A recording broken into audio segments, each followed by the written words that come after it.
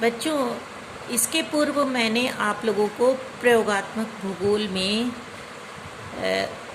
आरेख पढ़ाया था और बहु आरेख बताया था। आज मैं आप लोगों को दंड आरेख पढ़ाने जा रही हूँ। इसे स्तंभ आरेख भी कहते हैं। दंड आरेख की रचना करते समय निम्न बातों का ध्यान रखना चाहिए। सभी स्तंभों एवं दंडों की चौड़ाई बराबर होनी चाहिए। इसमें जो हम लोग टेबल बनाएंगे बच्चों, उसकी चौड़ाई एक बराबर होनी चाहिए। देखिए, इस तरह से टेबल बनती है। देख रहे हैं, ये दंड बना करके हम आरेख को प्रदर्शित करते हैं। तो जितने भी दंड बनते हैं उनके बीच की दूरी एक समान होती है और सभी दंडों की चौड़ाई भी एक समान होगी। सभी स्तंभों को एक दूसरे से अलग व अच्छा बनाने के लिए, आकर्षक बनाने के लिए हम लोग या तो उसको शेड दे सकते हैं या कोई चिन्ह बना सकते हैं या किन्हीं रंगों का भी प्रयोग कर सकते हैं। इसके अंतर्गत दंडारेख में साधारण दंडारेख, मिश्रित दंडारेख, बहुदंडारेखों की रचना की जा सकती है। तो सबसे पहले हम लोग साधारण दंडारेख की रचना करेंगे।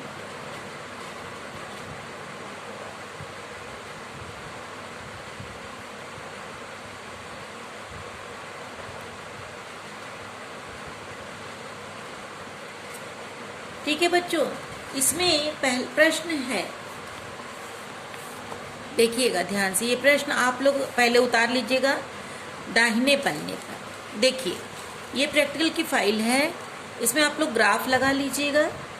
अभी मेरे पास ग्राफ नहीं है लेकिन मैं दिखा रही हूँ, ये पहले की पुरानी कॉपी है। ये इसमें बाएं पन्ने पर ग्राफ लगेगा और दाहिने पन्ने पर इस तरह से आप प्रश्न को लिखेंगे। ठीक है बच्चों, ये मैंने प्रश्न लिखा है, इसको आप लोग अपने प्रयोगात्मक भूगोल के दाहिने पन्ने पर बिल्कुल ऐसे ही लिखेंगे जैसे मैंने लिखा है।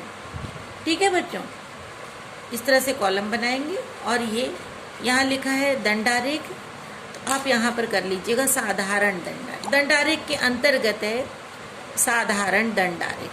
ठीक है, या पूरा लिख दीजिएगा साधारण दंडारेख और इस प्रकार से पूरे पेज पर लिख लीजिएगा।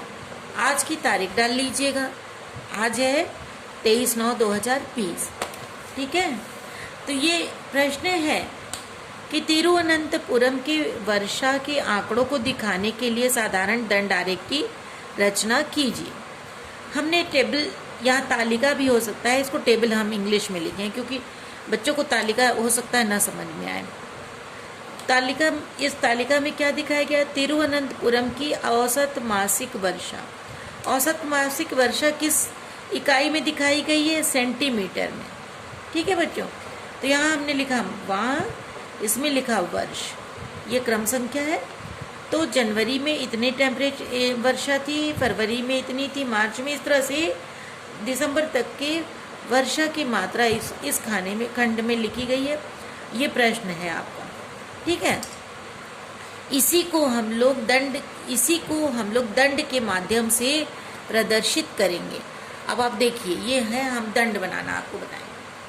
तो आपका सवाल में जो दिया है, जनवरी में 2.3, फरवरी 2.1 है ना, तो मिनिमम सबसे छोटा है फरवरी 2.1 और अधिकतम है 35.6। ठीक है, ये है जून का तापमान। सबसे अधिक तापमान जून में है और सबसे कम तापमान इस यहाँ पर तिरुवनंतपुरम में फरवरी में दिखाया जा रहा है। ठीक है, तो अब हमको दिखाना है इस दंड के माध्यम से। तो हमको 12 महीना के लिए दंड बनाने के लिए एक सीधी रेखा खींचनी है। बच्चों ध्यान से देखो, आपको बताया था हमने कि इसमें किन बातों का ध्यान रखना है कि सभी दंडों का चौड़ाई एक समान होना चाहिए, दो दंडों के मध्य की दूरी एक जैसी बराबर होनी चाहिए। ठीक है, और दंड जो है बिल्कुल सीधे होंगे। ये हो गया आपका एक्स एक्सेस हो गया, ये एक्स है ये, ठीक है।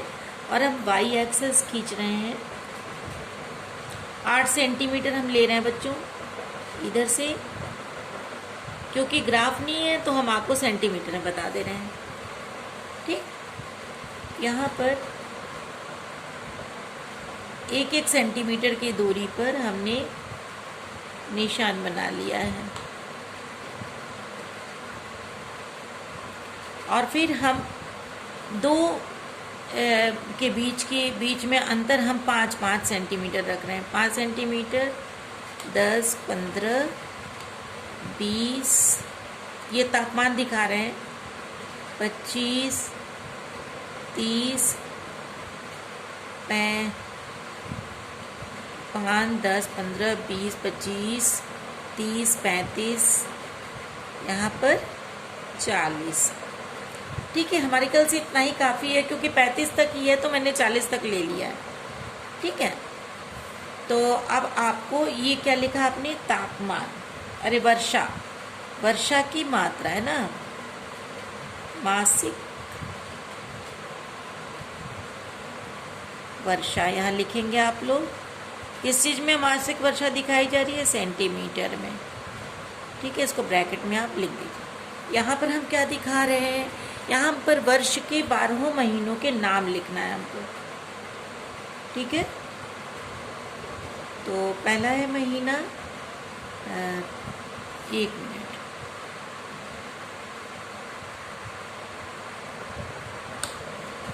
अब इस दंड को हम पहले बना लेंगे बच्चों, तब आप लोग को महीना लिखना बताएंगे। सबसे पहला महीना है जनवरी, है, ये हमने निशान इसलिए लगा लिया, दंड बना, कुछ दूरी को देखते हुए मैंने इनको अलग अलग वो बना लिया, खींच लिया। तो यहाँ पर ये जो है पहला दंड है, ये दंड है जनवरी का। जनवरी में हमको 2.3 दिखाना है, तो ये 5 को हमने बीच में रखा, 2.5 हो गया, ठीक है। तो यानी कि यहाँ पर हमारा ये दंड बनेगा। तो बच्चों इस तरह से हम इसको खींचेंगे, ठीक है ना। ये हो गया यहाँ, और इतनी ही दूरी पर हम इसको मिलाएं। ये आपका पहला दंड बन गया। ध्यान से देखिएगा बच्चों कैसे बन रहा है। ये आपका पहला दंड बना, ठीक है। अब इन दोनों के बीच में हम दूरी रखेंगे दूसरे फरवरी के महीना बनाने के लिए, तो हम इसको आधा सेंटीमीटर के बीच में गैप दे रहे हैं, और फिर 1 सेंटीमीटर की चौड़ाई ले रहे हैं। तो ये दूसरा हो गया हमारा फरवरी का महीना। तो फरवरी के महीने में तापमान 2.1 है, यानी कि ये 2.3 है, और 2.1 है, तो यानी कि ये 2.3 से थोड़ा सा कम होगा, ठीक है बच्चों। तो इस तरह से इसको हम बनाएंगे। अगर आपके पास ग्राफ होगा तो उसमें ज़्यादा आसान होगा, गिन करके खानों को आप बना लेंगे, ठीक है। तो यहाँ से ये हो गया 2.1। आप ध्यान से देखिए, ये 2.3 लग रहा है, ये 2.1 लग रहा है। फरवरी हो गया। अब इसमें फिर ऐसे ही दूरी ले लीजिए आधा सेंटीमीटर की। देखिए अब आप इन दोनों के बीच की जो दूरी होगी वो भी अगले के बीच की दूरी होगी। अब यहाँ पर फरवरी मार्च में क्या है, 3.7 है, तो 5, ये तो हो गया 2.5, और उसके बाद 3.7 यानी लगभग 4, समझ रहा है, आधा ये, और फिर यहाँ ये हमारा दूरी आ गई, ठीक है बच्चों। अब देख लीजिए इस दूरी पर हम बनाएंगे 3.4, ठीक है। ये हो गया कौन से महीने की, जनवरी, फरवरी और मार्च। तो आपका मार्च का बन गया 3.7।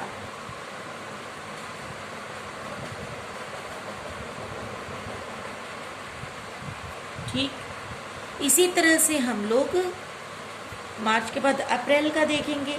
इनके बीच की दूरी हमने ले लिया आधा सेंटीमीटर, फिर बच गया। अप्रैल में कितना है अप्रैल में 10.6 है, तो 10 यहाँ है और 10 के बाद 15, 10.6, तो यहाँ थोड़ा सा ही होगा। ये देखिए ये यहाँ पर आएगा 10.6। ठीक है,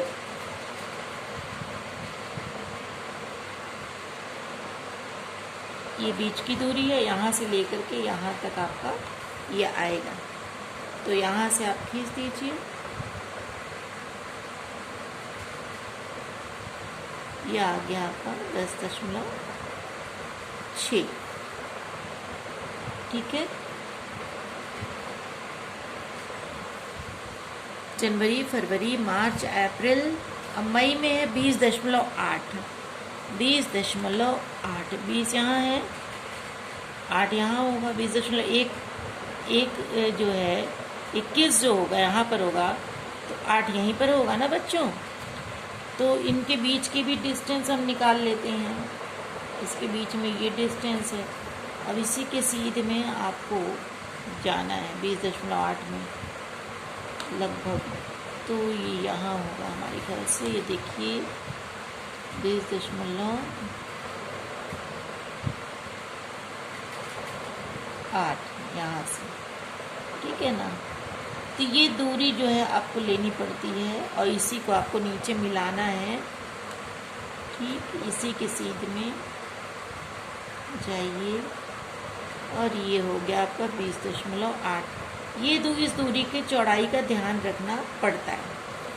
आप ध्यान से देख रहे हैं कि सभी आरेखों के मध्य के बीच में दूरी बराबर है और आरेखों की चौड़ाई भी एक बराबर है।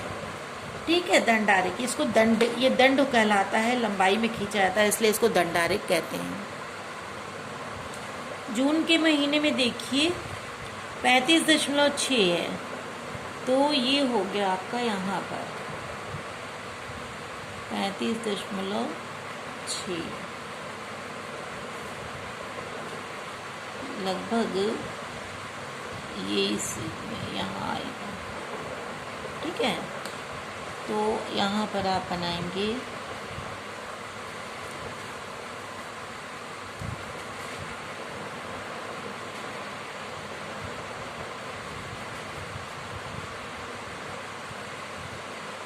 $35.6, इसको आपको नीचे मिलाना है।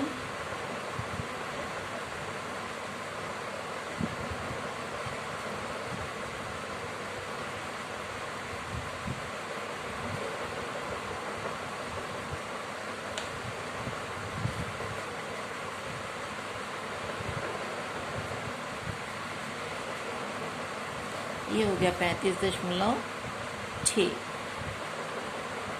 ठीक है, अब है जुलाई। जुलाई में 22.3, फिर हम लोग नीचे आते हैं 20, 21, 22, है ना, 22.3, यहाँ पर आ जाएंगे हम लोग। तो यहाँ से आप लोग खींच लीजिए, ये निशान बन गया आपका 22.3, इसको मिला दीजिए।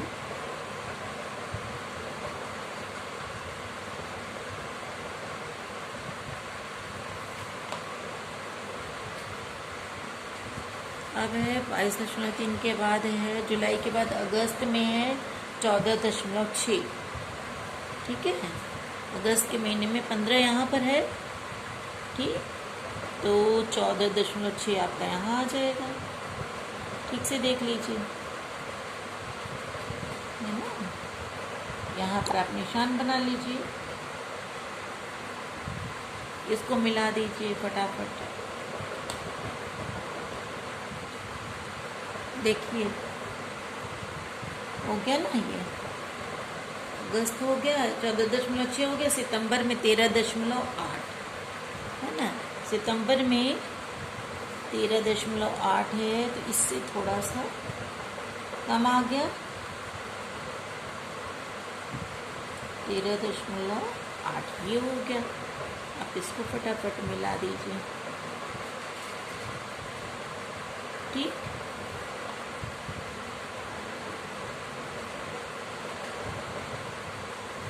अब कौन सा हो गया? जनवरी, फरवरी, मार्च, अप्रैल, मई, जून, जुलाई, अगस्त, सितंबर, अक्टूबर। ये भाई कम क्यों हो रहा है? तिरुवनंतपुरम के अक्टूबर का तापमान बच्चों 27.3 है ना? तो ये हो गया 25, और 25 के ऊपर है 26, 27, है ना? 27.3 आपका यहाँ आ जाएगा।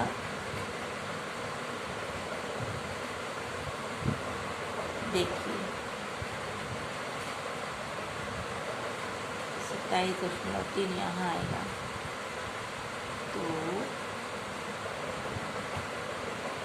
ये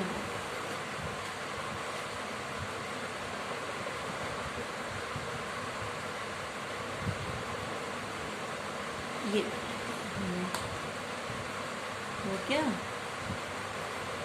ये बना आपका अक्टूबर। अब इसके बाद है नवंबर। ठीक, नवंबर में है 20.6, 20.6 यहाँ है आपकी। तो आप 20.6 यहाँ पर आप बनाएंगे।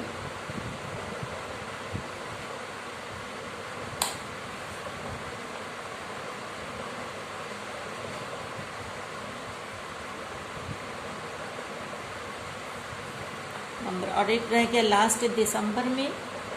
तो दिसंबर में कितना है? 7.5। यहाँ हो गया 5 और 6, 7, है ना? 7.5।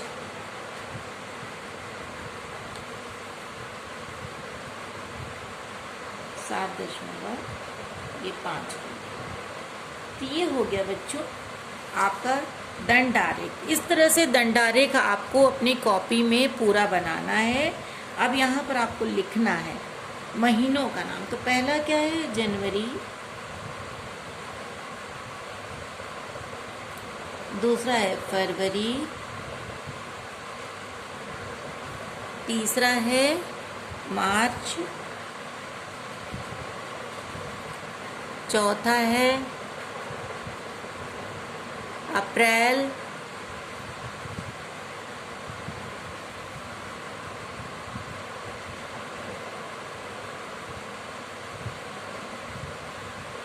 मई,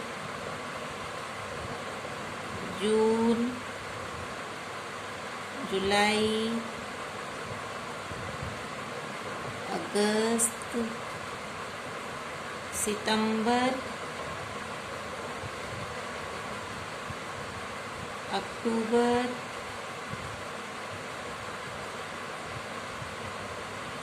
नवंबर और दिसंबर। ये क्या है? वर्ष, है ना? माह, सॉरी, माह, है ना? माह लिखना है। ठीक है बच्चों? तो इस तरह से इसमें आप लोग कोई चिन्ह भी बना सकते हो। चाहो तो इसको ऐसे करके सबको एक जैसे डिज़ाइन डाल दो। ठीक है?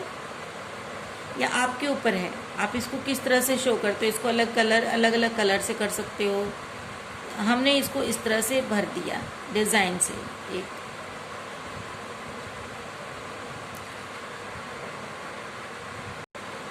देखिए बच्चों, इसको मैं वैसे तो हाथ से बना रही हूँ, लेकिन आप स्केल से इसको सजा करके बराबर दूरी ले करके इसको आप इस तरह से दंड को बना सकते हैं। ये आपका y-अक्ष है, ये x-अक्ष है। इधर आपको मासिक वर्षा लिखा है, यहाँ आपको माह लिखा है। यानी कि तिरुवनंतपुरम के वर्षा को अगर हमको देखना होगा कि अलग अलग महीनों में वर्षा की मात्रा कितनी है, तो जनवरी में बहुत कम वर्षा है, फरवरी में उससे भी कम है, मार्च में थोड़ी अधिक है, अप्रैल में, मई में, जून में सबसे अधिक वर्षा जून के महीने में और सबसे कम वर्षा जनवरी के महीने में। ठीक है? तो ये इस तरह से आप बच्चों बाएं पन्ने पर आप बनाएंगे चित्र दंडारेख, और दाहिनी तरफ आपको ये दिखाना है आपका टेबल, सारणी। इसको सारणी भी कहते हैं, टेबल को सारणी भी कहते हैं बच्चों। तो सारणी तिरुवनंतपुरम की औसत वार्षिक वर्षा। ठीक है, समझ में आ गया बच्चों? Thank you.